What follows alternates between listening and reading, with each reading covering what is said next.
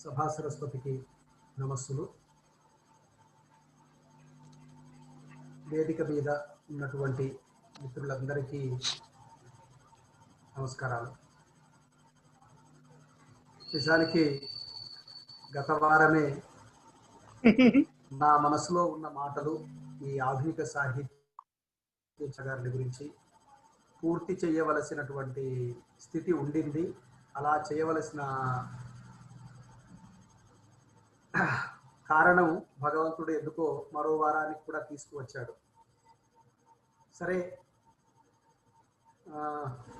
వారి సాహిత్య చింతనని గురించి ఇంకో 2-3 గంటలైనా మాట్లాడుకునేటటువంటి అవకాశం ఉన్నది అని ఆ రోజు ఎందుకన్నానో ఇవాళటికి ఇలా మాట్లాడుతున్నాను అని నా ప్రారంభ వాక్యాల్లో చాలా విషయాలు చెప్పవచ్చు, కానీ ఇవాళటికి ఈ విషయం మాట్లాడుతున్నాను అని ఎందుకన్నానో తెలియదు. ఆ వాళ్ళకి అంతే మాట్లాడినట్టున్నాను. దానికి కొనసాగింపుగా ఆ రోజు మాట్లాడుకున్న 2 మాటల్ని ఒక పూర్వరంగంగా ప్రస్తావిస్తూ ఇవాళటి విషయంలోకి వెళ్తాను. నేను సాహిత్య విమర్శ,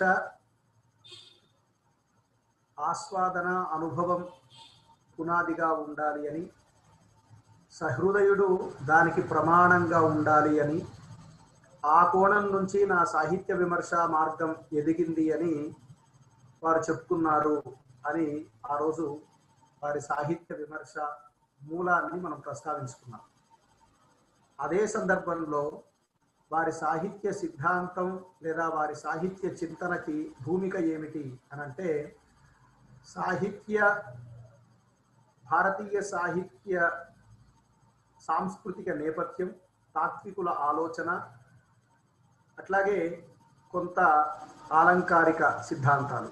అయితే ఆలంకారిక సిద్ధాంతాల విషయం దగ్గర వచ్చినప్పుడు కూడా వారు చాలా గట్టిగా ఒక మాట ఏం చెప్తారు అని అంటే, అలంకార శాస్త్ర సిద్ధాంతాలు వైదిక పరిభాష అర్థం కావటం చాలా కష్టమైనటువంటిది అని ఒక అభిప్రాయం వారు చాలా స్పష్టంగా చెప్తూ ఉంటారు. అలాంటి స్థితి వారి సాహిత్య విమర్శలో కనిపిస్తుంది. కాబట్టి ఆధునిక సాహిత్యం గురించి వారు మాట్లాడేటటువంటి సందర్భంలో వారు ఏ కోణాల్లో సాహిత్య విమర్శ చేశారు అని కూడా ఆ రోజు మనం ప్రస్తావించుకున్నాం. వాటి పునాదిగా జాతీయత, ఆయన సాహిత్య విమర్శలో ఆయన అభిప్రాయాలు ఏమిటి జాతీయతను గురించి అని మాట్లాడుతూ ఉన్నటువంటి సందర్భంలో దానికి సంబంధించిన ఒక ఉదాహరణని మనం ప్రస్తావించుకుంటున్నటువంటి సందర్భంలో అనుకోకుండా అవాంతరం ఏర్పడింది. ఆ తర్వాత ఏదో కొనసాగింది, కానీ చెప్పిన నాకు, విన్న మీకు లేదా ప్రస్తావనలో ఉన్నటువంటి వారికి ఎవరికి అది అసంతృప్తినే మిగిల్చింది అని భావిస్తూ ఆ రోజు జాతీయత అన్న దానికి అందరూ చెప్పేటటువంటి అర్థం ఏమిటి అని అంటే, భారతదేశం అంతా ఎన్ని భాషలున్నా ఎన్ని సంస్కృతులున్నా ఒకటిగా ఉండటం, ఇలాంటి మాటలన్నీ చెప్తూ ఉంటే సుప్రసన్న గారి నిర్వచనం ఏమిటి జాతీయత అన్నదానికి అనంటే, జాతీయత అంటే సాంస్కృతిక సమైక్యత అనేది వారి స్పష్టమైనటువంటి అభిప్రాయం. ఏమిటి ఈ సాంస్కృతిక సమైక్యత అనంటే, భారతీయ వేదాంతం ఏర్పరిచింది కావచ్చు, ఆధునిక యుగంలో ఉండేటటువంటి భారతీయ తాత్వికులు ఏర్పరిచింది కావచ్చు, లేదా వివిధ సంప్రదాయాలకు సంబంధించిన ద్వైతాద్వైత విశిష్టాద్వైత సిద్ధాంతాలకు సంబంధించిన వారు ఏర్పరిచింది కావచ్చు. వీటి మూలాల మీద ఎదిగినటువంటి ఒకానొక జాతి సమైక్యత ఉన్నది. ఇక్కడ చాలా జాగ్రత్తగా అంటున్నాను ఈ మాట. ఏదో ఒకదాన్ని కాదు, భారతీయమైనటువంటి సంస్కృతి అన్న దాంట్లో ఆధునిక తాత్వికులు అట్లాగే ప్రాచీనులైనటువంటి వివిధ సిద్ధాంతకర్తలు, సంప్రదాయకర్తలు, వీళ్ళందరినీ కేంద్రంగా చేసుకుని వారు ఈ ప్రస్తావన చేసినట్టుగా మనకి స్పష్టంగా తెలుస్తుంది. కాబట్టి ఈ సందర్భంలో జాతీయత అంటే భౌగోళికంగా ఒక దగ్గరగా ఉండటం కాదు, భౌగోళికంగా ఒక సమీపత్వాన్ని కల్పించటం కాదు, సాంస్కృతికమైనటువంటి ఐక్యత మాత్రమే జాతీయత అని వారు స్పష్టంగా ఒక అభిప్రాయం చెప్తారు. అయితే ఈ జాతి సమైక్యత అనేటటువంటి ఒకానొక భావనకి, ఈ జాతి సమైక్యత అనే ఒకానొక ఆలోచనకి పునాదిగా గురజాడని గురించి ప్రస్తావించేటటువంటి చాలా సందర్భాలలో, 4-5 వ్యాసాలు కాదు, చాలా సందర్భాల్లో వారు చాలా గట్టిగా ఏమంటారు అంటే, దేశం అంటే మట్టి కాదు, ఈ దేశం అంటే మనుషులు అనేటటువంటి ఆ దేశభక్తి గేయం నిజానికి భారతదేశానికి, తెలుగు ప్రాంతానికి అందించవలసినటువంటి లక్షణం ఈ భూమి, ఈ మాతృభూమి, ఈ మాతృ ఆరాధన, ఇక్కడ ఈ ప్రకృతిలో ఉన్నటువంటి చెట్టు, చేమ, పుట్ట, నది, నదాలు, పర్వతాలు ఇవన్నీ కూడా అందులో భాగమే. ఇవన్నీ వదిలిపెట్టి మనిషి అనేటటువంటి ఒకానొక కేంద్రంతో మాట్లాడటం అప్పటికీ ఆధునికమైన ఆలోచనగా ఉంటే ఉండవచ్చు, కానీ అది భౌతికమైనటువంటి ఒకానొక సమన్వయానికి, భౌతికమైనటువంటి ఒకానొక రూపానికి కారణమైంది, ఆ రకమైన ఎదుగుదలకి కారణమైంది అనేది వారికి ఉన్న స్పష్టమైనటువంటి ఒక అభిప్రాయం. దాని పునాదిగానే వారు చాలా సందర్భాలలో ప్రశ్నించేటటువంటి సందర్భంలో దేశము అనంటే ఈ నేల, ఈ సంస్కృతి, ఈ ప్రాంతంలో అభివృద్ధి అయినటువంటి మాటలు అనేటటువంటి అర్థంలోనే చాలా సందర్భాల్లో మాట్లాడతారు. కాబట్టి మనిషి అనేటటువంటి అర్థంలో, భౌతికమైనటువంటి రూపం అనేటటువంటి అర్థంలో వారు అస్సలు మాట్లాడరు. కాబట్టి ఈ నదీ నదాలు, పర్వతాలు ఇవి కూడా కేవలం ప్రకృతిలో ఉన్నటువంటి రూపం కాదు, ఈ పాంచభౌతికమైనటువంటి శరీరంలో ఉండేటటువంటి ఆ తత్వాలే వాటిని వ్యాఖ్యానించటమే ఈ వందే మాతర గీతంలో కానీ, జనగణమన గీతంలో కానీ, సారే జహాన్ సే అచ్చా కానీ ఇలాంటి గీతాలన్నింటిలో కూడా కనిపిస్తుంది అని. వాటికి భిన్నంగా ఈయన చెప్పారు అని ఒక పార్శ్వంలో మనం అందరం మాట్లాడుకుంటూ ఉన్నా, గురజాడ అప్పారావు చేశారని మాట్లాడుకుంటూ ఉన్నా, దానికి పునాది భౌతికవాదమే తప్ప ఖచ్చితంగా ఈ దేశాన్ని, ఈ ప్రకృతిని ప్రేమించేటటువంటి స్వభావం కాదు అనేటటువంటి అభిప్రాయం ఒకటి చాలా స్పష్టంగా కనిపిస్తుంది. ఈ కోణం నుంచి వారు ఆధునిక సాహిత్యాన్ని గురించి ఆలోచించినటువంటి మరో విషయం నవ్య సంప్రదాయాన్ని గురించి. ఈ నవ్య సంప్రదాయాన్ని గురించి జీవి సుబ్రహ్మణ్యం గారు చారిత్రక రచనలన్నీ కూడా దానికి పునాది అని చెప్తే, కోవెల సంపత్ కుమారాచార్య గారు భావ కవిత్వం, అభ్యుదయ కవిత్వానికి వ్యతిరేకంగా వచ్చినటువంటిది అని వారు భావిస్తే, కేతవరపు రామకోటి శాస్త్రి గారు సంప్రదాయాన్ని ఆధునికంగా చెప్పేటటువంటి ఒకనొక పద్ధతిగా భావిస్తే, నియో క్లాసిజం అనే ఇంగ్లీష్ దేశంలో ఉన్నటువంటిది మన ప్రాంతానికి పునాది అని భావిస్తే, కోవెల సంపత్ కుమారాచార్య గారు మాత్రం వీరందరినీ ఆలోచనలతో సంవదిస్తూనే స్పష్టంగా చెప్పిన మరో అభిప్రాయం ఏమిటి అంటే, ఛందస్సు పాతది, కాల్పనికమైనటువంటి అభివ్యక్తి, సనాతనమైనటువంటి ఛందస్సును వాడుతూ కాల్పనికమైనటువంటి అభివ్యక్తితో కొనసాగేటటువంటి రచనా విధానం ఏదైతే ఉందో అది నవ్య సంప్రదాయానికి పునాదిగా ఉంటుంది అని. ఇక్కడ అభివ్యక్తి అనేటటువంటి దాని మీద ఆధునిక సాహిత్యంలో వారు చెప్పినటువంటి అభిప్రాయాలు చాలా చాలా చాలా సందర్భాల్లో మనం చర్చించుకోవటానికి, విశ్లేషించుకోవటానికి అవకాశాన్ని కల్పించేటటువంటి మాటలు. ఇప్పుడు ఆధునిక సాహిత్యాన్ని మనం కాలవాచిగా చర్చించుకోవాలనా, లేకపోతే వ్యక్తివాచిగా చర్చించుకోవాలనా, భావవాచిగా చర్చించుకోవాలనా అని ఆధునికత విషయంలో చాలా సందర్భాల్లో ఒక పెద్ద చర్చ జరిగింది. అందరూ భావవాచిగానే అని ఒక స్పష్టమైనటువంటి అభిప్రాయం చెప్తారు. వ్యక్తి అంటే కందుకూరి వీరేశలింగం అని, కాలం అంటే కందుకూరి వీరేశలింగం యొక్క కాలమని ఇక్కడ నుంచి ప్రారంభించడం కాకుండా భావనలో, ఆలోచనలో వచ్చిన మార్పు అని అంటారు. కానీ సుప్రసన్న గారు ఏమంటారు అని అంటే, ఇది కేవలం ఆలోచనగా తీసుకోవటం వలన, లేదా ఇది కేవలం ఒక భావనగా తీసుకోవటం వల్ల భౌతికమైన, బుద్ధిపరమైనటువంటి ఆలోచనల యొక్క వికాసంగానే అది అభివృద్ధి చెందుతూ వచ్చింది, కానీ ఆ రకమైనటువంటి వ్యవహారంతోనే అది కొనసాగుతూ వచ్చింది. కానీ నిజంగా దాన్ని గుర్తించవలసింది అభివ్యక్తి విశేషంగా గుర్తించాలి అనేది సుప్రసన్న గారు ప్రతిపాదిస్తున్నటువంటి ప్రధానమైన అంశం. ఈ అభివ్యక్తి దేనికి సంబంధించింది అనంటే వారు చాలా స్పష్టంగా చెప్తారు. ఇది భావనకు సంబంధించింది అనేటటువంటి మాటను ఒప్పుకున్నా అది భౌతికమైనటువంటి ఒకానొక స్వరూపంతో కూడింది కాదు. శబ్దము, అర్థము, భాష, అలంకారాలు, భావచిత్రాలు, ఊహా చిత్రాలు వీటన్నిటిలో కూడా అభివ్యక్తి వ్యాపించి ఉంది. ఏమండి అంటే నన్నయ్య కాలానికి, శ్రీనాథుని పద్యానికి, నన్నయ్య పద్యానికి, పోతన పద్యానికి, నాచన సోమన పద్యానికి, పెద్దన పద్యానికి, తరువాతి కాలంలో పద్యానికి పద్య రూపం అదే, కానీ అభివ్యక్తి విశేషం వల్ల దాన్ని మరో రకమైనటువంటి అంశంగా మనం చెప్పడానికి ప్రయత్నిస్తున్నాం. అట్లాగే ఆధునికమైనటువంటి ఒకనొక అంశాన్ని మనం చెబుతున్నటువంటి సందర్భంలో ఇది అభివ్యక్తి విశేషం అని చెప్పటం వల్ల చాలా కొత్తదైనటువంటి, నిరంతరం మారుతున్నటువంటి లేదా నిరంతరం తన సమకాలాన్ని కవిత్వంలో చెప్పేటటువంటి అభిప్రాయం అక్కడ వ్యక్తమవుతూ ఉంటుంది అని. దీన్ని ఇంకా కొంచెం జాగ్రత్తగా చెప్పాలి అని అంటే, ఇప్పుడు కేవలం భావవాచి అన్నామనుకోండి, ఏమవుతుంది? 1880 నుంచి 2020 దాకా అదే అవుతుంది. అదే భావన కదా, కొత్త భావన ఏమున్నది? ఆధునిక భావనలే కదా. భౌతికమైనటువంటి లేదా అదైనటువంటి కళ్ళకు కనిపించే సత్యమే సత్యం అని చెప్పేటటువంటి విషయాలే ప్రధానంగా ఉంటాయి కదా. ఇంకా ఏం ఆధునికత? మళ్ళీ మార్పు ఉంది అని అనుకోవాలి కదా. ఆ మార్పుని కాలానుగుణంగా అంటే 1920లో 30లో ఉన్నటువంటి కవిత్వ అభివ్యక్తికి, 70లో ఉన్న అభివ్యక్తికి, 2020లో ఉన్న అభివ్యక్తికి ఎంత తేడా ఉన్నది.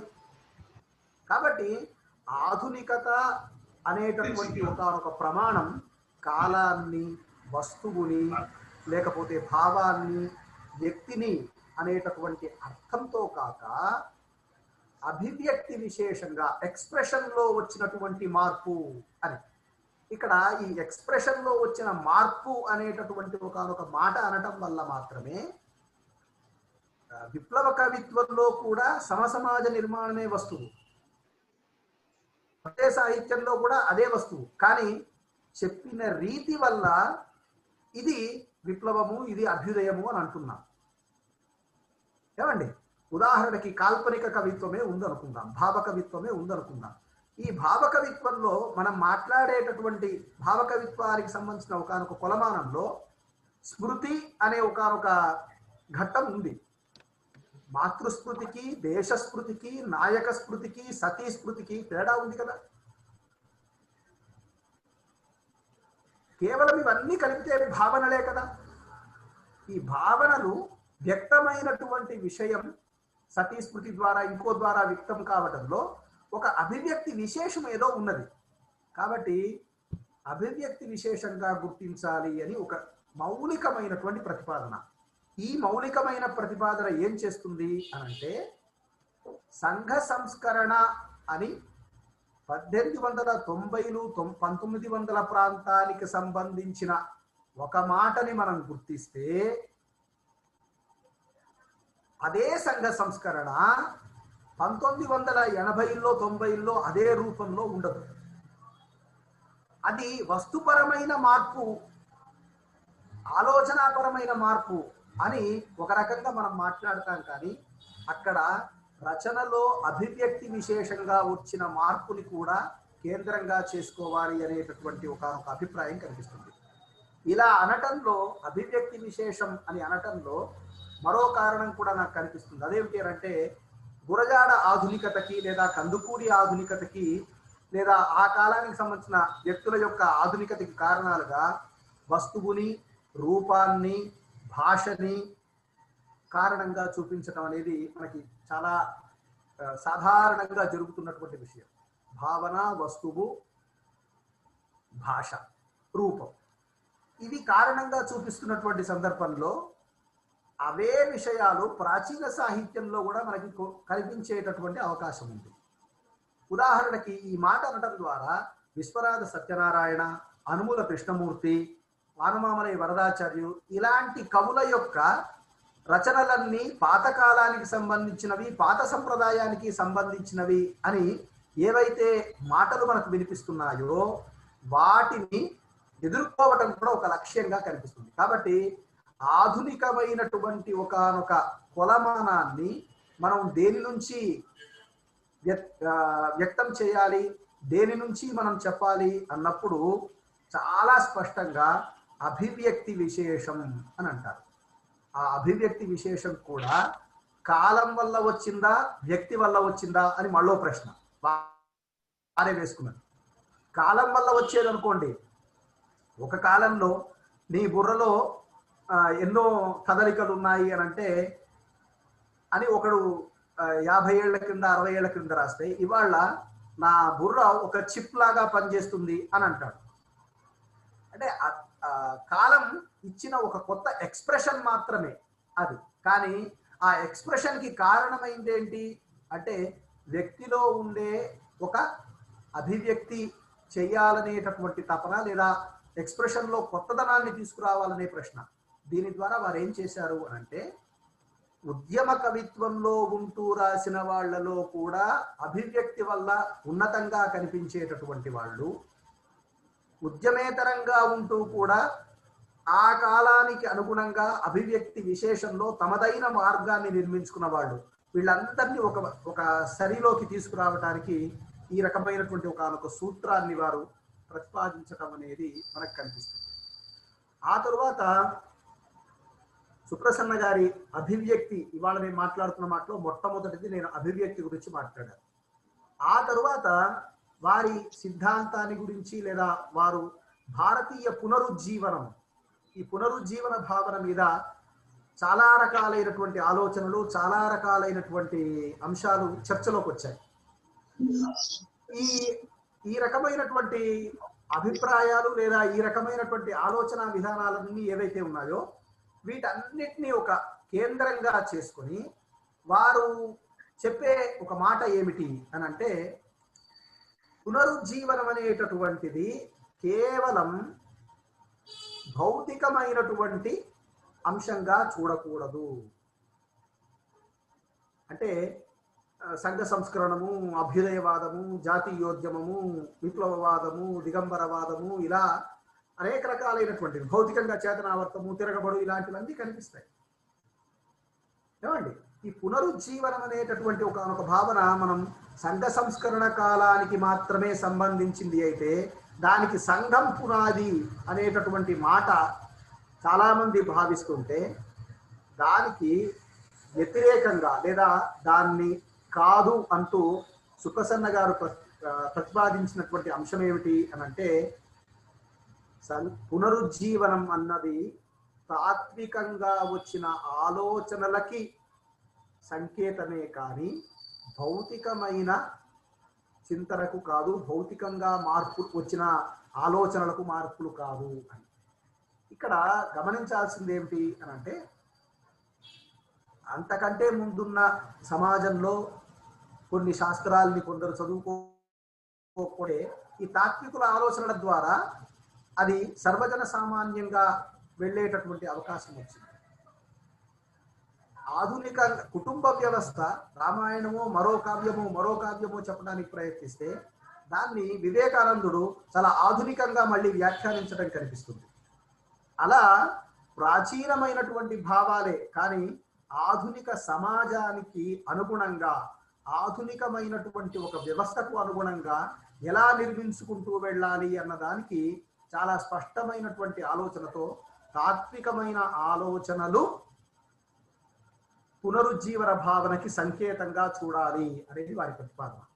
అందులో వారు చాలా స్పష్టంగా ఒక 3 అభిప్రాయాలు చెప్పారు. ఒకటి, ఈ పద్ధతుల్లో కూడా పాశ్చాత్య సభ్యతా సంస్కారాలకు, సంస్కృతికి సంబంధించినటువంటి వాటిని తిరస్కరించటం, అనుసరించటం, ఈ రెండు ఉన్నాయి. పునరుజ్జీవనంలో అనుసరించినటువంటి ఒక భావనని తిరస్కరించటం.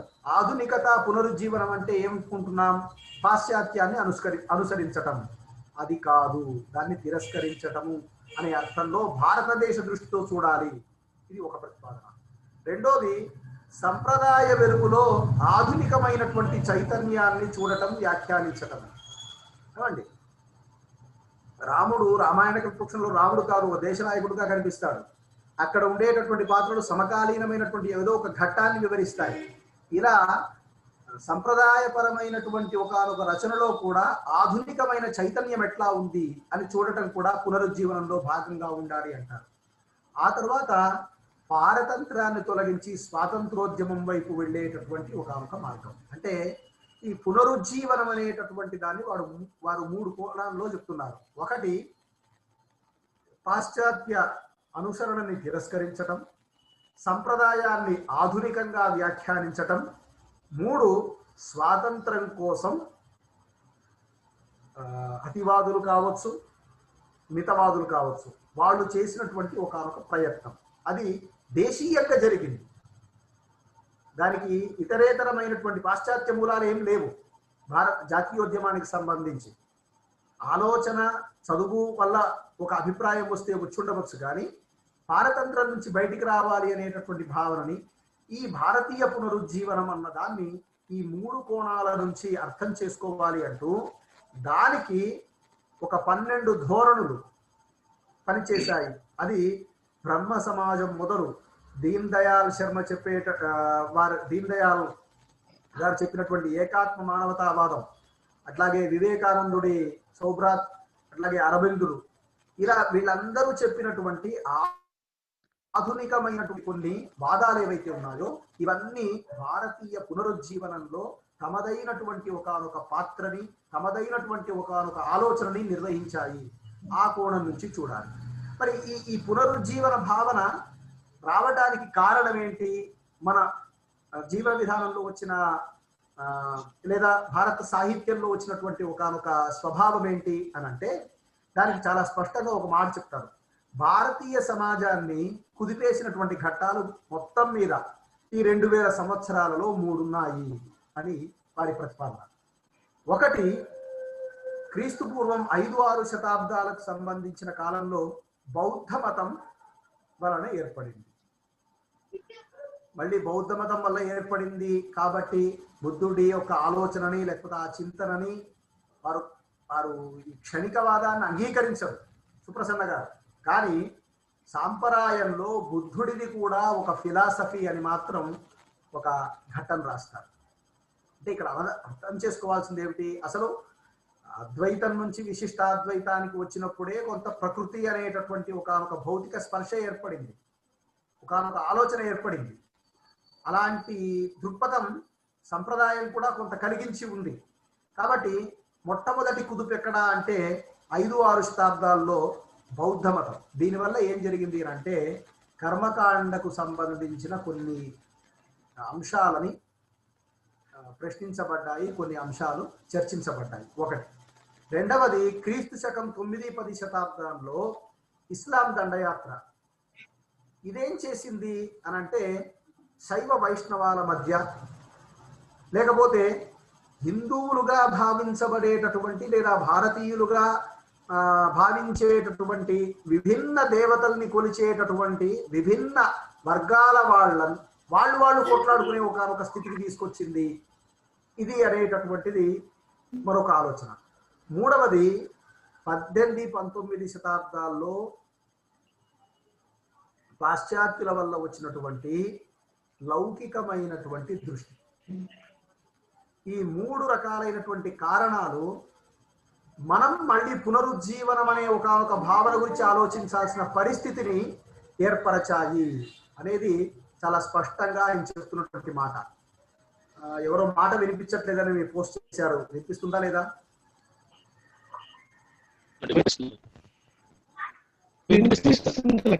వినపడుతుందండి, మీరు చెప్పండి స్వామి. సరే, ఈ కోణం నుంచి ఇక్కడ ఏమంటున్నారు? పునరుజ్జీవనం అనే ఒక కాన్సెప్ట్ రావటానికి వెనక ఈ 3 కారణాలని వారు తీసుకుని వచ్చి చెప్పారు. అయితే కర్మకాండ కానీ ఇస్లాంలో దాడి వల్ల మనకు వచ్చిన పెద్ద నష్టం ఏం లేదు. ఎందుకు అని అంటే మనకి దైవేతరంగా విగ్రహేతరంగా ఉండేటటువంటి కొన్ని ఆలోచన విధానాలు వచ్చినా సరే మూలముగా భావించే దైవత్వం లేదా జ్ఞానానికి సంబంధించిన విషయాలేవి మనల్ని వదిలిపోలేదు. అది అచలతత్వం కావచ్చు, నవనాథులు కావచ్చు, మరొకటి కావచ్చు. కొంత వైదిక సంప్రదాయానికి భిన్నంగా ఉండవచ్చు, కానీ పూర్తిగా భారతీయమైనటువంటి ఒకనొక వ్యవస్థని అవి దూరం చేసుకోలేదు. బుద్ధుడి వల్ల, బుద్ధ సిద్ధాంతం వల్ల, ఆ తర్వాత వచ్చినటువంటి దాని వల్ల. కానీ లౌకికమైనటువంటి దృష్టి ఎప్పుడైతే వచ్చిందో, భౌతికమైనటువంటి ఆలోచన విధానం ఎప్పుడైతే మన మీద ప్రభావం వేసిందో, అక్కడి నుంచి మన మత ఆలోచనలు కూడా క్రైస్తవ మతానికి సంబంధించిన ఒకనొక పునాది నుంచి ఆలోచించడం మొదలుపెట్టాయి. ఒక ప్రశ్న వస్తుంది, ఈ రకమైనటువంటి ఒకనొక ఆలోచన విధాన్ని చెప్తారు, చాలా కాంట్రవర్షియల్ గా ఉంటుంది. అక్కడికి వెళ్తే సరే, అక్కడికి వెళ్ళను. వారు ఆ సందర్భంలో చెప్పినటువంటి ఒకనొక మాట ఏమిటి అనంటే, కర్మకాండ పోయింది అనే ఒకనొక స్థితి మొట్టమొదటి దశలో జరిగింది. రెండో దశలో ఏం జరిగింది అంటే, జ్ఞానకాండ పోయింది, అంటే కర్మ జ్ఞానాలకు సంబంధించిన జ్ఞానం పోయింది. భక్తి అనే ఒకనొక సిద్ధాంతం వల్ల అందరూ ఒకటే అనే ఒక భావనలోకి, ఒక చైతన్యంలోకి రావటం ఈ దశలో కనిపిస్తుంది. ఆ తరువాత లౌకిక జీవన దృష్టి పెరిగింది. ఈ లౌకిక జీవనం వల్ల ఏం జరిగింది, ఫలానా వారికి ఉంది, ఫలానా వారికి లేదు, అతడి ఇది ఒక 100 ఏళ్ల క్రింద ఉండేటటువంటి ఒకనొక వ్యవస్థ నుంచి మారుతూ మారుతూ మారుతూ ఇవాళ వ్యక్తులు మరో వ్యక్తిని, వ్యక్తి మరో వ్యక్తిని, లేకపోతే సమాజంలో ఉండే మరో పార్శ్వాన్ని గౌరవించలేనటువంటి, సహించలేనటువంటి ఒకనొక వ్యవస్థలోకి తీసుకువెళ్ళింది, చిన్నాభిన్నం చేసింది. ఈ రకమైనటువంటి అనైతికత పెరిగింది ఈ రకమైన లౌకిక దృష్టి వల్ల అనేది ఒక ప్రతిపాదన. సో మొట్టమొదట మాట్లాడుకున్నటువంటి మాటలో అభివ్యక్తి విశేషము, ఆ తరువాత పునరుజ్జీవనం అనేటటువంటి ఒకనొక భావనకి సంబంధించిన అంశం మనం ప్రస్తావించుకున్నాం. ఆ తరువాత సాహిత్య సృజనలో, అంటే ఆధునిక సాహిత్యానికి సంబంధించినటువంటి ఒకానొక సృజనలో ఏది ప్రధానం అంటే, ఆలోచన ప్రధానమా, అనుభవం ప్రధానమా అని చాలా చాలా గట్టి ప్రశ్న ఒకటి వేసుకుంటారు. ఆలోచన నుంచి మనం సాహిత్య సృజన చేయాలా, అనుభవం నుంచి చేయాలా అని. ఇది చాలా కష్టమైనటువంటి అంశం కూడా. ఎందుకంటే స్త్రీవాదము, దళితవాదము, ఇతర వాదాలన్నీ వచ్చినప్పుడు నీదైన వేదనను వ్యక్తం చేయటానికి నీకు అనుభవం తప్పకుండా కావాల్సిందే అని. అయితే ఆ అనుభవాన్ని వ్యక్తం చేయటంలో ఆలోచన ప్రధాన పాత్ర వహిస్తుంది తప్ప అనుభూతి ప్రధాన పాత్ర వహించటం లేదు. అనుభూతి కోణం నుంచి వ్యక్తం కావటం లేదు. అందుకనే ఒక వేదన తగలవలసిన చోట లేదా సహృదయుడు అందుకోవలసిన చోట అందుకోలేకపోవటం అనే ఒకనొక వ్యవస్థలోకి వెళ్తూ ఉన్నాడు, అందుకోలేకపోవటం అనే ఒకనొక కారణంలోకి వెళ్తూ ఉన్నాడు. దాన్ని కేంద్రంగా చేసుకొని ఆధునిక యుగంలో ఉన్నటువంటి విజ్ఞానం, దాని యొక్క అవగాహన సర్వజన సామాన్యం కాకపోవటం వల్ల కవికి పాఠకుడికి మధ్య ఒక దురవగాహన, అస్పష్టత ఏర్పడింది అని. ఇది చాలా చాలా పెద్ద స్టేట్మెంట్ ఒక రకంగా. ఎందుకు ఈ మాట అంటున్నారు అని అంటే, ఆధునిక కవిత్వంలో, వచన కవిత్వంలోనో, లేకపోతే తాత్విక కవిత్వంలోనో, లేకపోతే ఏదైనా కవిత్వంలో అస్పష్టత ఉన్నది. ఎందుకు అస్పష్టత ఉన్నది అనంటే, విజ్ఞానం యొక్క అవగాహన భిన్నమైపోయింది. అంతకుముందు కాలంలో మనము చాలా సందర్భాల్లో ఒక మాట ఏమంటామంటే, ఇంగ్లీషు విద్య వల్ల అన్ని వర్గాలు చదువుకునేటటువంటి, అన్ని వర్గాలకి సంబంధించిన చైతన్యం అంతా ఒక దగ్గరికి, అందరూ చదువుకునే అవకాశం వచ్చింది అన్న.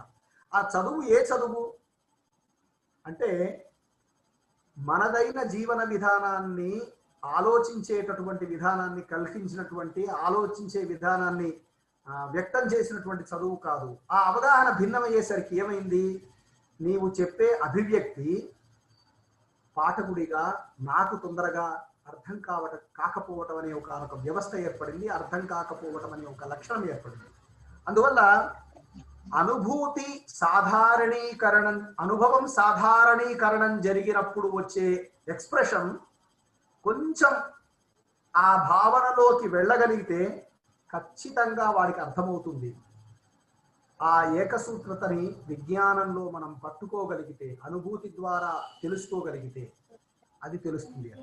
ఇక్కడ దీని ద్వారా మీరు ఏమంటున్నారు అంటే, మానవ జీవనంలో ఉండేటటువంటి సాధారణీకరణాంశాలు ఏవైతే ఉన్నాయో అవి వ్యక్తమైనప్పుడు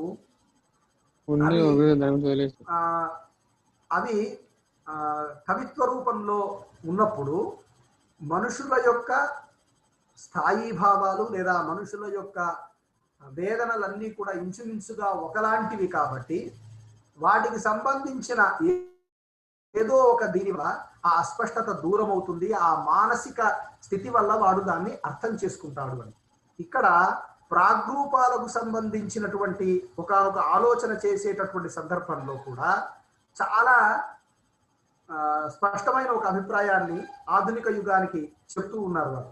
అదేమిటి? ప్రాగ్రూపాలు అవచేతన, మనలో అన్కాన్షియస్ గా దేశభావన, తండ్రి, తల్లి, భార్య, అన్న, తమ్ముడు ఇలాంటి కొన్ని అంశాలకు సంబంధించిన ఏవో రకమైనటువంటి ఆలోచన విధానాలు ఇవన్నీ కూడా మనలో ఎక్కడో కొనసాగుతూ ఉంటాయి. ఈ కొనసాగుతూ ఉన్నటువంటి ఇవి కాన్షియస్ గా ఉండాల్సిన అవసరం ఏం లేదు, అన్కాన్షియస్ గానే జరుగుతుంది. దీనికి విశ్వనాథ సత్యనారాయణ వారి రెండు మాటల్ని ఉదహరించి వారు చెప్పిన ఉర్విలోన మహాకవి యోగి వంటి వాడు సర్వము భావనావధిగా చూచు. భావననే ప్రధానము, అనుభూతి ప్రధానము అనేటటువంటి మాటతో చెప్తూ వారే ఏమన్నారు? అది ఎల్ల అనుభవించు ననుకొనుట బట్టి సామాన్యమైన మాట. చాలా భావన ఆధారంగా మనం ఏ రకమైనటువంటి వేదననైనా మనం వ్యక్తం చేయవచ్చు. అసలు రసం యొక్క సిద్ధాంతము, రస సామాజికీకరణము, రస సాధారణీకరణం చెప్పేదే అది కదా. భార్యతో జీవితాన్ని గడుపుతున్నటువంటి వ్యక్తి ఎవరో భార్యను పోగొట్టుకున్న వాడి కవిత్వం చదివితే బాధపడతాడు. వీడు ఎందుకు బాధపడుతున్నాడు? వీడి భార్య పక్కనే ఉంది కదా, హాయిగానే తనతో జీవితాన్ని గడుపుతూ ఉన్నది కదా, అయినా ఎందుకు బాధపడుతున్నాడు?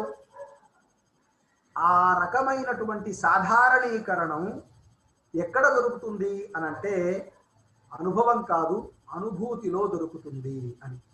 ఇక్కడ ఒక సర్కిల్ చాలా జాగ్రత్తగా మొత్తం ఆధునిక సాహిత్యానికి సుప్రసన్న గారు ఏర్పరుస్తున్నారు. ఒకటి ఆలోచన. ఈ పద్ధతిలో జరిగిన సాహిత్యం కూడా ఆధునిక యుగంలో ఉన్నది. అది సాహిత్యం కాదని వారు అనట్లేదు, అది ప్రధానం కాదు అంటున్నారు. అది భౌతికం, ఆలోచన భౌతికం, బుద్ధి సంబంధమైంది. ఈ రెండింటిని అట్లా పెట్టుకుందాం. ఆ తరువాత అనుభవం, అనుభవము భావము, ఈ రెండు పక్క పక్కన పెడదాం. ఈ అనుభవం వల్ల ఒక్కొక్కసారి మనం చెప్పేటటువంటి భావనలు, మన ఆలోచనలు తరువాతి జనరేషన్కి తెలుస్తాయి. అంటే ఉదాహరణకి నాకంటే వయసులో పెద్దవాళ్ళు చాలా మంది 60-70లో ఉన్నవాళ్ళు ఉన్నారు. వారు చెప్పేటటువంటి విషయం నాకు ఆ వయసు వస్తే కానీ అర్థం కాదు. అలాంటి స్థితి, ఆ భావం అనుభవం ద్వారా చెప్పవచ్చు. మూడో దశ ఏమిటి? దానికి భావము ఆలోచన ఏం అవసరం లేదు. నీలో అనుభూతి చెందేటటువంటి ఒకానొక స్వభావం అంతర్గతంగా ఉంటే అది ఎప్పటిదైనా సరే, ఏ రూపాన్నైనా సరే నువ్వు పొందవచ్చు అని ఒక సూత్రాన్ని చెప్తున్నారు. సో ఆలోచన, అనుభవము, అనుభూతి, ఇందులో కవిత్వ సృష్టికి కానీ కవిత్వ అవగాహనకు కానీ కొలమానం ఏమి కావాలి అనంటే అనుభూతే కావాలి. ఇది మరో మౌలిక సూత్రం. సో అభివ్యక్తి, అనుభూతి, పునరుజ్జీవనం, ఇది మూడో రకమైనటువంటి అంశం.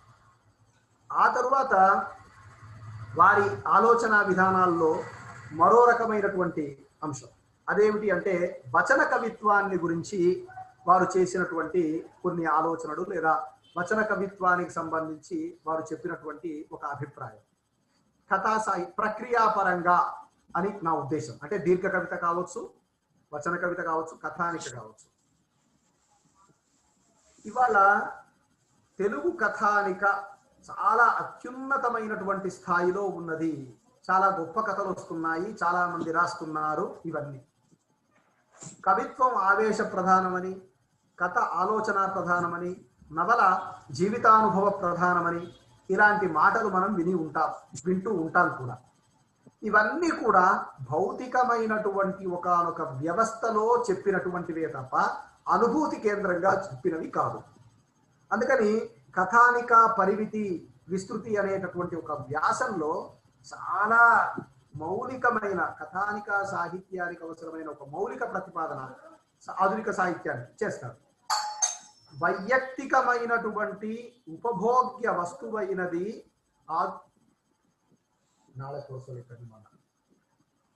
ఆధునిక వైయక్తిక ఉపభోగ్య వస్తువైనది ఆధునిక సాహిత్యం ఆ రకమైనటువంటి వ్యవస్థ ఏదైతే ఉందో దాని గురించి మాట్లాడేటటువంటి అంశాలు ఇక్కడ చెప్తున్నారు. ఆయన ఆ సందర్భంలో ఏమంటారు అంటే, ఒక కథానిక ఒక ఆధునిక సాహిత్యం వ్యక్తిగతమైనటువంటి ఉపభోగ్యమయ్యింది. ఎవరికి వారు ఆలోచించేది, ఎవరికి వారు పొందేది అయ్యింది. రెండవది, కథానిక సాహిత్యం మౌఖికమైనటువంటి బుర్రకథ, హరికథ, జానపద కథ ఇత్యాదులన్నీ కూడా కొనసాగుతున్న కాలంలో చదువుకున్న వాడికి మాత్రమే అవగాహనకు వచ్చేటటువంటి స్థితికి తీసుకొచ్చింది అన్నారు. చాలా పెద్ద స్టేట్మెంట్ అండి ఇది. అదేంటి?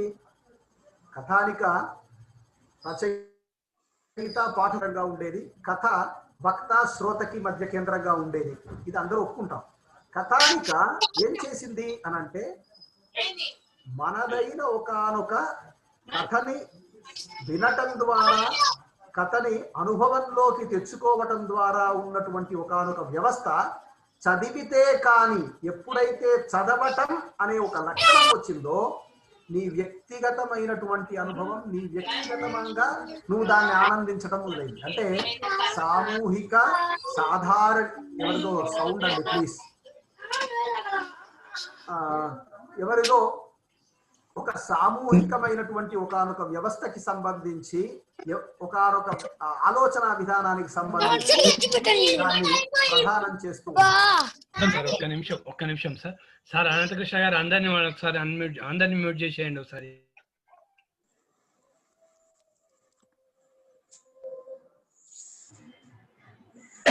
లక్ష్మణ సార్, మీరు తమరు ఒక్కరు అన్మ్యూట్ చేసి మాట్లాడండి సార్ దయచేసి. Okay sir. అంటే ఈ కథ నీవు ఒక్కడివే ఆనందించేటటువంటి ఒకానొక స్థితికి కథానిక తీసుకెళ్ళింది నిన్ను అని ఒక. క్షమించాలి, మీరు మ్యూట్ అయ్యారు మళ్ళీ. మనం అందరం కథానిక చాలా అద్భుతమైన ప్రక్రియ, ఇవన్నీ మనం చెప్తుండగా సామూహికమైనటువంటి ఒకానొక ఆనందాన్ని కాక వ్యక్తిగత వైయక్తికమైన ఆనందాన్ని మనం పొందుతూ ఉన్నాం, ఆ కోణం నుంచి మనం నడుస్తూ ఉన్నాం అని చెప్పటం చాలా ప్రధానమైనటువంటి అంశం. ఆ తరువాత వస్తువు విషయంలో ఏర్పడినటువంటి కట్టుబాట్ల వల్ల, భావధోరణుల వల్ల విశ్వజనీయమైనటువంటి అనుభవం కథానిక వల్ల దూరమయ్యింది.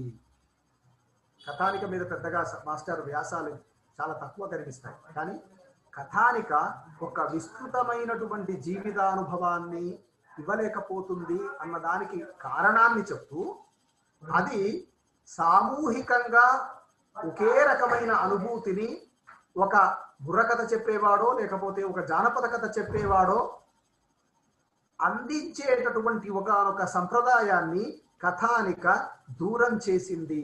ఇది ఒక ప్రక్రియ పైన ఒక మౌలికమైనటువంటి ఆలోచన. ఆ తరువాత ఈనాటి వచన కవిత్వాన్ని గురించి వారు చెప్పినటువంటి మాట, ఈనాటి వచన కవిత్వ ఉద్యమం సంగీతంపై తిరుగుబాటు. ఇది అదేమిటి? పద్యం పైన తిరుగుబాటు, గేయం పైన తిరుగుబాటు, ఇలాంటి మాటలన్నీ మనం మాట్లాడుతూ ఉంటాం కదా. సంగీతం పైన తిరుగుబాటు ఏమిటి అని అంటే, ఇక్కడ నారాయణ రెడ్డి గారు కూడా, సినారే గారు కూడా తన కవిత లక్ష్మకథ అనే ఒక పుస్తకంలో ఒక అభిప్రాయం చెప్పారు. వారు కూడా వచన కవిత్వం అనే దుడ్డు కర్రలతో పద్యాల నడుగులు విరగదంతాను అనే స్టేట్మెంట్కి అర్థం ఏమిటి అని అంటే, అక్కడ ఒక అర్థం ఏముంది అనంటే, లయాత్మకంగా నడుస్తున్నటువంటి వాటి గేయాల పైన తిరుగుబాటు అని అర్థం చేసుకోవాలి తప్ప, కేవలం పద్యం అని అర్థం చేసుకోకూడదు అని అంటారు నారాయణ రెడ్డి గారు కూడా.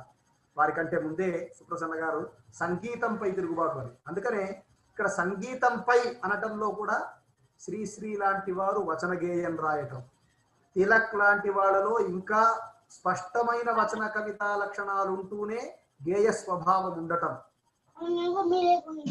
ఉన్నాయి. వీటన్నిటిని కేంద్రంగా చేసుకొని వచన కవిత్వం అనేటటువంటిది దేనిపైన తిరుగుబాటు, కవిత్వోద్భవం దేనిపైన తిరుగుబాటు అనంటే సంగీతంపై, అంటే లయాత్మకంగా నడిచేటటువంటి ఒక అంశం పైన తిరుగుబాటు అని ఒక మౌలికమైనటువంటి ప్రతిపాదన వారిది. రెండవది దీర్ఘకావ్యాలు ఆధునిక యుగంలో రావాలి అని కోరుకోవటం కుందుర్తిలో మనకు కనిపిస్తుంది. వచన కవిత దీర్ఘకావ్యాలు, కథా కావ్యాలు రావాలి అని.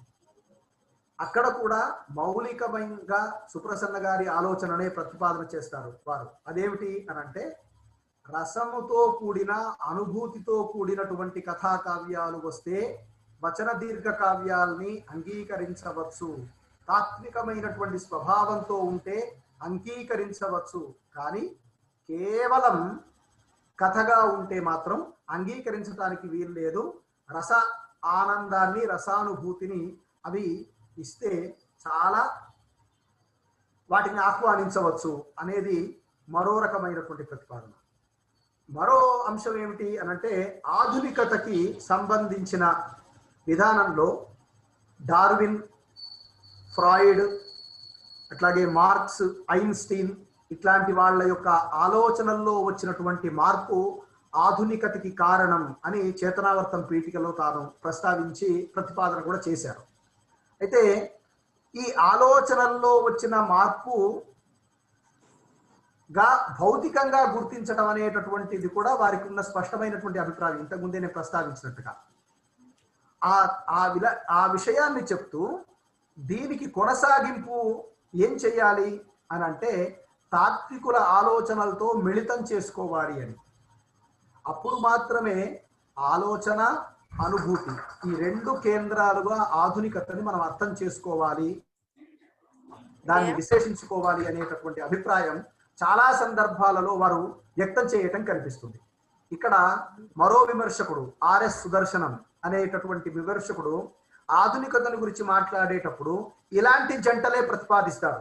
ఆలోచన, అనుభూతి అని సుప్రసన్న గారు ప్రస్తావించినట్టుగానే ఆయన కూడా వాస్తవికత, కాల్పనికత అని ఒక జంట ప్రస్తావిస్తాడు. అంటే సాహిత్యం అంతా కూడా కల్పనా జగత్తుతో జరిగేది ఒకటైతే వాస్తవిక జగత్తుతో జరిగేది ఇంకొకటి అని ఒక ప్రతిపాదన చేస్తాడు. ఆ రెండిటికి ఏది మౌలికంగా ఉండాలి, వాస్తవిక జగత్తును విశ్లేషించేదైనా సరే, కాల్పనిక జగత్తుని విశ్లేషించేదైనా సరే, ఏది మౌలికంగా ఉండాలి అంటే అనుభూతి మౌలికంగా ఉండాలి అనేది సుప్రసన్న గారు మాట్లాడుతున్నటువంటి మాటల్లో కనిపించేటటువంటి విషయం.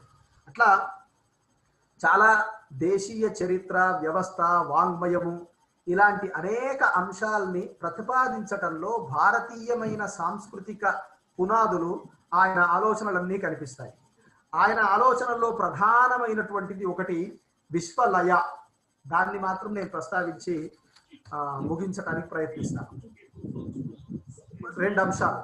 అంతకంటే ముందు అమలిన శృంగారము, స్వేచ్ఛా ప్రణయము, కులపాలికా ప్రణయము అని మనకి మూడు రకాలైనటువంటి అభిప్రాయాలు ఉన్నాయి.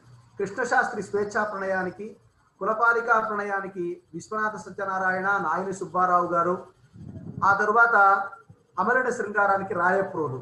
ఈ మూడిటి మధ్య మౌలికంగా ఉండే తేడా ఏమిటి?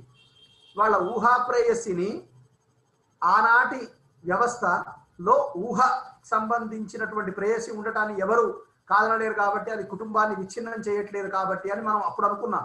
కానీ ఆ తర్వాతి రోజుల్లో అది విచ్ఛిన్నం చేసినటువంటి ఒకనొక వ్యవస్థ ఏమిటి అనేది ఊహాప్రేయసి సిద్ధాంతంలో, స్వేచ్ఛా ప్రణయంలో మనం ఆలోచించాల్సిన విషయం. వివాహ వ్యవస్థ పైన ఒక రకంగా అపనమ్మకం లాంటిది అని ఒక ప్రతిపాదన చేశారు.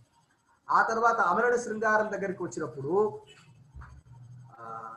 స్త్రీ పురుషుల తల్లిదండ్రులు, తమ్ముడు ఇలాంటి వ్యవస్థల్లో స్త్రీ పురుషులకు సంబంధించినటువంటి స్నేహానికి ఒక కొత్త నిర్వచనం ఆధునిక యుగంలో ఇవ్వాల్సి వచ్చి ఆ రకమైనటువంటి ఆలోచన ఆయన చేశారు. కానీ ఆ పునాది మీద నడిచేటటువంటి ఒక కాన్సెప్ట్ తర్వాత రోజుల్లో గట్టిగా లేకపోవటం వల్ల అది నిలబడలేదు.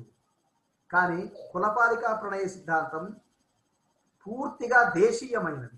నాయని సుబ్బారావు, విశ్వనాథ సత్యనారాయణ, గిరికుమారి ప్రేమ గీతాల పైన మాట్లాడే సందర్భంలో దాన్ని ఏదో ప్రేమ కవిత్వం, స్వేచ్ఛా ప్రణయం కింద చాలా మంది భావిస్తే, కిన్నరసాని పాటలు కానీ గిరికుమారుని ప్రేమ గీతాలు కానీ మౌలికంగా కులపాలికా ప్రణయాన్ని, భార్య పట్ల ఉండే ప్రేమని ప్రతిపాదించేటటువంటి విషయాలు అని ఈ మూడిటి మధ్య ఉండే తేడాని చెప్తూ ఒక ప్రతిపాదన చేశారు. ఆ తర్వాత వారి విశ్వలయ, ఇది చెప్పి నేను ముగిస్తాను. విశ్వలయ ఏమిటి అంటే, సాహిత్యంలో శబ్దము, అర్థము, భావము, అభిప్రాయము, రసము, రచయిత వాడేటటువంటి కవి సమయాలు, కవి వాడేటటువంటి కవి సమయాలు ఇత్యాదులు ఇవన్నీ కూడా ఒకానొక మూసలోకి, ఒకానొక ఆకృతిలోకి రావాలి, ఒకానొక సంవిధానంలోకి రావాలి. ఈ రావటానికి అవసరమైనటువంటి ఇది లయ. సంజీవదేవ్ దీన్ని ఏమంటాడు అనంటే, శిల శిల్పం కాదు, శిల అయినప్పుడే శిల్పం, వర్ణం చిత్రం కాదు, నాదం సంగీతం కాదు, చలనం నృత్యం కాదు, ఇవన్నీ ముడి పదార్థాలు. ఇవన్నీ లయ యంత్రంలో తయారైతేనే కళాస్వరూపాలు అవుతాయి. ఏది కళ, ఏది ముడి పదార్థం అన్నప్పుడు లయాత్మకమైనటువంటి ఒకనొక హార్మనీ ఆ రచనకు ఉంటుంది అని ఒక అభిప్రాయం కళా ఇదిలో. అయితే విశ్వలయ ఏం చేస్తుంది, ఎవరో 100 సంవత్సరాల క్రింద రాసినటువంటి ఒకనొక కవి ఉన్నాడు, సమకాలీనమైనటువంటి ఒకనొక ఘటన తీసుకుని, ఇవాళ మనం కరోనా పరిస్థితుల్లో ఉన్నాం అనుకుందాం. ఈ పరిస్థితిని తీసుకొని ఒకడు ఒక కావ్యం రాస్తాడు. 100 ఏళ్ల తరువాత ఈ కరోనా అంటే ఏదో వాడికి తెలియదు, పుస్తకాల్లో చదువుతాడు, ఇట్లాట ఇట్లాట ఇట్లాట అని. వానికి విషయం అర్థమవుతుంది, కానీ ఆడు ఆ అనుభూతిని పొందగలుగుతాడా? పొందలేడు. విశ్వలయ ఏం చేస్తుంది, సాధారణీకరణం. అంటే నీవు కవిత్వాన్ని భావనం చేయటం వల్ల, అనుభూతిలోకి తెచ్చుకోవటం వల్ల ఈ లయాత్మకమైనటువంటి, అంటే స్థాయి భావాలని రస సిద్ధాంతం వాళ్ళు చెప్పినటువంటి మాటల ఆధారంగా ఈ విశ్వలయ వల్ల ఏమవుతుంది, తనను తాను ఆ కావ్య నిర్మాణంలోకి, 100 ఏళ్ల కింద వచ్చిన కావ్యమైనా సరే, తనను తాను ఆ రకమైనటువంటి ఒకానొక వాతావరణంలోకి తన బింబాన్ని చూసుకోవటం మొదలు పెడతాడు. అక్కడే తాను ఉన్నట్టుగా భావిస్తాడు, అలాంటి స్థితి పొందుతాడు. ఆంధ్ర ప్రశస్తిలో విశ్వనాథ సత్యనారాయణ రాజరాజ నరేంద్రుడి యొక్క ఆస్థానంలోకి వెళ్ళగానే నేనే అక్కడున్నాను అన్నట్టుగా రాస్తాడు. ఇది అనుభూతి చైతన్యం వల్ల వచ్చేటటువంటిది. ఇవాళటి ఈ స్థితిని 100 ఏళ్ల తర్వాత చదివేవాడు కూడా ఏ రకమైనటువంటి స్థితిలో ఆనందాన్ని పొందుతాడు, అనుభూతి పొందుతాడు అని అంటే, సాధారణీకరణం వల్ల, అంటే ప్రాజ్ఞాన్ని పొందటం వల్ల. కాబట్టి మనిషి అంతర్గతంగా ఒక లయ ఉంటుంది, అంతర్లయ ఉంటుంది. ఇది భౌతికమైనటువంటి లయకి తనకి మధ్య ఒక సంబంధాన్ని కలిగి ఉంటుంది. ఈ సంబంధము విశ్వములో ఉండేటటువంటి అనేక రకాలైనటువంటి మానవులకి, అనేక రకాలుగా ఉండే వ్యక్తులకి కూడా బాధ ఒకటే.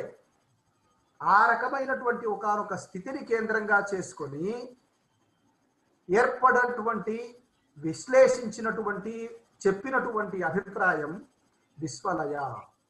కాబట్టి నీకు ఆ లయాత్మకమైన కవి ఏ రకమైనటువంటి రిథంతో ఆ అభిప్రాయాన్ని చెప్తున్నాడో, ఆ రిథం నీ మనసులోకి, నీ ఆలోచనలోకి రాకపోవటం వల్ల అస్పష్టత ఏర్పడుతుంది.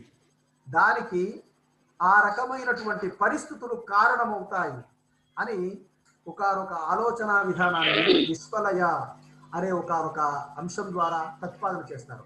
ఈ మొత్తం ప్రతిపాదన వల్ల ఆధునిక సాహిత్యానికి ఏమి ఓడగూడింది అని అంటే, నీవు ఏ రకం చెల్లి చంద్రమ్మ కవిత చదివినా, శంభూకవధ చదివినా, వంటిల్లు చదివినా అందులో భౌతికమైనటువంటి అంశాల యొక్క స్పర్శతో కూడిన విషయాలు చెప్పినా అందులో ఉన్న అనుభూతి చైతన్యం నిన్ను ఆ కవిత్వ ఆస్వాదనలోకి తీసుకువెళ్ళగలుగుతుంది. ఆ అభిప్రాయాన్ని తన అంశాల్లో చాలా సందర్భాల్లో చెప్తారు. అట్లాగే కుల వ్యవస్థకు సంబంధించినటువంటి పతనం వల్ల దళితవాదం రావటం, కుటుంబ వ్యవస్థ యొక్క పతనం వల్ల స్త్రీవాదం రావటం, ఈ కవిత్వం అంతా దేశీయతా స్వరూపాన్ని వదిలిపెట్టి ఖండాలుగా విడిపోవటం, ఇవన్నిటికీ వ్యక్తి యొక్క అనుభూతులు ప్రధానం కాకుండా భౌతికమైనటువంటి ఆలోచన విధానాలు ప్రధానం కావటం అనే ఒక తాత్వికమైన సత్యాన్ని ఆయన తన వ్యాసాలలో, తన ఆలోచనల్లో చాలా సందర్భాల్లో పంచుకుంటూ వెళ్ళారు. దానికి ఉదాహరణగా విశ్వనాథలో సర్వవస్తుగ ప్రాణగత సమారాధన, అందరి పట్ల చూపే ప్రేమ అని చెప్తే, రాయప్రోలులో బయటికి లోపలికి కనిపించే ఒక భావభౌతికాలకు సంబంధించిన ఒక రూపనవనితలో ప్రతిపాదన చేసిన అంగజాతము, భావజాతము, ప్రణయము, ప్రణవము, ఈ రెండు అంతర్లీనంగా ఉన్న దశ రాయప్రోలులో, కృష్ణశాస్త్రిలో స్వేచ్ఛా ప్రణయం, నాయనిలో జన్మభూమి మాతృ స్మృతి లేకపోతే కొడుకు చనిపోయిన వాటిలో అంతర్గత వేదన, ఇవన్నీ కూడా కారణాలుగా చూపిస్తారు. ఈ మొత్తాన్ని వారు రాసిన మొత్తం ఆధునిక సాహిత్యానికి సంబంధించిన ఒక 20-30 వ్యాసాలు అన్నిటినీ జాగ్రత్తగా గమనిస్తే ప్రతి కవి కూడా తనలో తన అన్వేషణకి లేదా ఏదో ఒక తాత్వికమైన సత్యాన్ని ఆవిష్కరించడానికి ఎక్కడో ఒక దగ్గర అనేక రకాలైనటువంటి మథనాలు పడుతూ ఉన్నాడు. ఆ మథనాలకు సంబంధించినటువంటి ఆలోచన విధానంలో, అభివ్యక్తిలో వచ్చినటువంటి మార్పులు ఆధునిక సాహిత్యం అంతా పరుచుకొని ఉంది అని తన వ్యాసాల ద్వారా మనందరికీ పరిచయం చేసినటువంటి సుప్రసన్నాచార్యుల వారిని గురించి 4 మాటలు మాట్లాడే అవకాశం కలిగించిన సంస్థ వారికి, ముఖ్యంగా గిరిజా మనోహర్ బాబు గారికి, పాలకుర్తి రామమూర్తి గారికి, కృష్ణ శర్మ గారికి, కృష్ణమూర్తి గారికి నా కృతజ్ఞతలు చెప్తూ, నాకు తెలుసో తెలియకో నా సాహిత్య విమర్శ మార్గానికి నేను ఎప్పుడు ఎక్కడ ప్రస్తావించినా ప్రధానంగా చెప్తూ ఉంటాను. సంపత్ కుమార సుప్రసన్నలు నా సాహిత్య విమర్శ మార్గంలో నన్ను ఎప్పుడు ముందు నడిపించేటటువంటి వారు అని. నేను నిజానికి ఆ రోజు నేను సంపత్ కుమార సుప్రసన్న గారిలో ఉండే ప్రధానమైన మార్పు ఏంటి కూడా మాట్లాడతాను అని అన్నాను. ఒకే ఒక మాటలో చెప్పాలంటే, సంపత్ కుమార గారు చేసేటటువంటి ఆలోచనల్లో కొంత తొందరగా అర్థమవుతారు. ఎందుకంటే ఆయన ఎక్కడైనా సరే వివాదానికి సంబంధించిన వాద వివాదాల్లో ఉన్న మనిషి. రెండవది, తాను తన వ్యాసం రాస్తున్న సందర్భంలో ఇక్కడ నేను ఈ అంశాన్ని చెబుతున్నాను అన్న ఒక బిల్డప్ ఇచ్చి ఆ అంశంలోకి మనం తీసుకెళ్తారు. సుప్రసన్న గారు రాస్తూ తప్పని ఒక మాట అనేస్తారు, అది తొందరగా బుర్రకెక్కదు. ఒక్కొక్కసారి వారి ఆలోచనల్లో ఆ మాట మనం జనరల్గా చదువుకుంటూ పోతే వదిలేస్తాం కూడా, మిస్ అవుతాం కూడా. అలా ఇద్దరి మధ్య ప్రధానమైనటువంటి తేడా మనం సాహిత్య వ్యాసంలో చూడాలంటే, ఇద్దరూ పరిపూర్ణమైన రూపం వచ్చిన తర్వాతనే సాహిత్య వ్యాసాన్ని రాస్తారు. కానీ సంపత్ గారు కొంచెం అవసరమైనప్పుడు వివాదంలోకి లాంటి వాక్యాలు ఉంటాయి. సుప్రసన్న గారిలో అలా కాకుండా ఒక తాత్వికమైన చింతనకి సంబంధించిన వాక్యాలు చెప్తున్నట్టుగా ఉంటుంది. కానీ నేను ఉదయం సార్తో ప్రస్తావనలో కూడా అన్నాను, ఎప్పుడో సార్తో, ఉదయం మీరు చాలా చూడటానికి మామూలుగా చాలా మీ పని పేరు మీరు చేసుకుంటున్నట్టుగా, లేకపోతే చాలా గట్టిగా ఒక విషయాన్ని చెప్తున్నట్టుగా అనిపించరు, కానీ చాలా తీవ్రంగా విమర్శలు ఉన్నాయి సార్. మీరు ఆధునిక సాహిత్యంలో కొన్ని మౌలికమైనటువంటి అంశాల దగ్గర కనిపించదు కానీ అలా ఉన్నాయి అని చెప్పి వారితో అనటం జరిగింది. ఇలాంటి అంశాలు నలుగురితో పంచుకునే అవకాశం కలిగించిన మిత్రులందరికీ కృతజ్ఞతలు అర్పిస్తూ ముగిస్తున్నాను. నమస్కారం సార్.